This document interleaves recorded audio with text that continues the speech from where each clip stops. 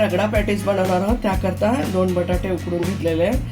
त्याच्यामध्ये 1 मिरची कापून टाकली, थोडे चिली फ्लेक्स, काळी मिरी पूड, जिरेपूड, धनेपूड, थोडीशी हळद आणि चाट मसाला आणि आपण चवीप्रमाणे मीठ टाकणार आहोत आणि थोडेसे ब्रेड टाकणार आहोत आणि त्याचे टिक्की बनवून घेणार आहोत. आपण थोडंसं मीठ टाकून टिक्की बनवून घेणार.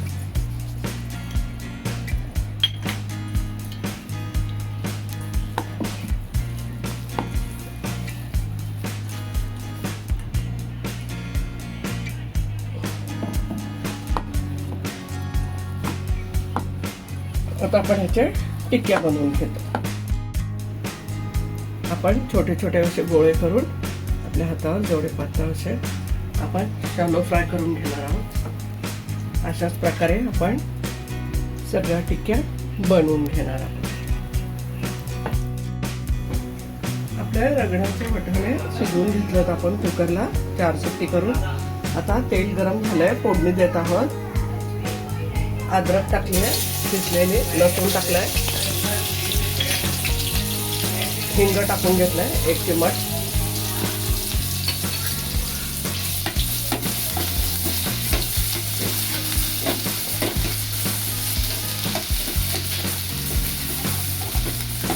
चाट मसाला पण टाकून घेतलाय, थोडंसं आमचूर पावडर टाकून घेतलाय,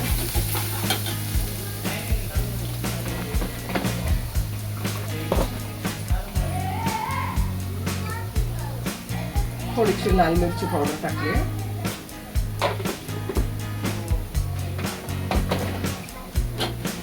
आपले वाटाणे शिजलेले टाकून घेणार आहोत.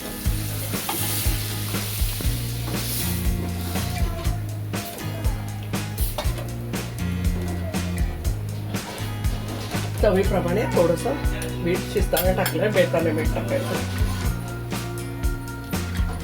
आपला रगडा तयार झालेला आहे, पॅटीस पण तयार झालेले आहेत. आपण सर्व करून घेणार आहोत. रगडा पॅटीस सर्व करत आहोत. पॅटीस घेतले 3, त्याच्यावरती रगडा ओतून घेतो आपण अशा पद्धतीने. त्यानंतर आपण या पापड्या आहेत त्यात चुरून टाकल्या. तुमच्याकडे असतील तर टाका, नसतील तर नाही टाकलं तरी चालेल. गोड चटणी टाकू. आपण गोड चटणी टाकून घेणार आहोत. दही सुद्धा टाकून घेऊ.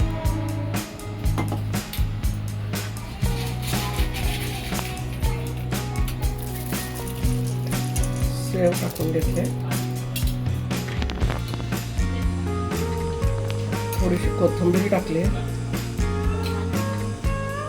थोडासा चाट मसाला टाकून घेतला, थोडंसं मिरची पूड टाकून घातली.